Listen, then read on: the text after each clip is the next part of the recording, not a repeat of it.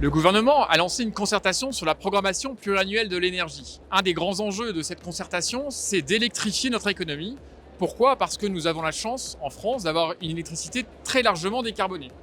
Mais il va falloir augmenter cette production d'électricité pour faire face à la transition des usages carbonés vers cette électricité décarbonée. Pour cela, il faut produire beaucoup plus d'électricité d'origine renouvelable.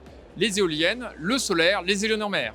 Mais il faut aussi s'appuyer sur les énergies renouvelables qui ne sont pas électriques, la chaleur, le biogaz.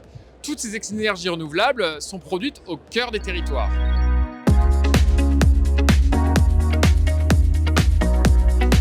Alors, depuis la mise en place de la loi d'accélération des énergies renouvelables, différents dispositifs ont permis d'associer les territoires à cette trajectoire de décarbonation. Il s'agit d'une part de décliner au niveau régional les objectifs de décarbonation, les objectifs d'accélération des énergies renouvelables. Il s'agit également pour les élus de se saisir de leur territoire et de cette trajectoire de décarbonation à l'échelle de leur territoire.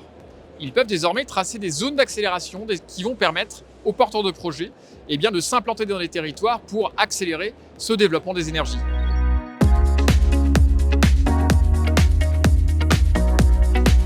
Les collectivités sont aussi des consommateurs d'énergie. Elles doivent donc participer à la décarbonation de la production d'énergie qu'elles consomment, mais également maîtriser leurs dépenses. Pour cela, elles peuvent mettre en place des projets d'autoconsommation.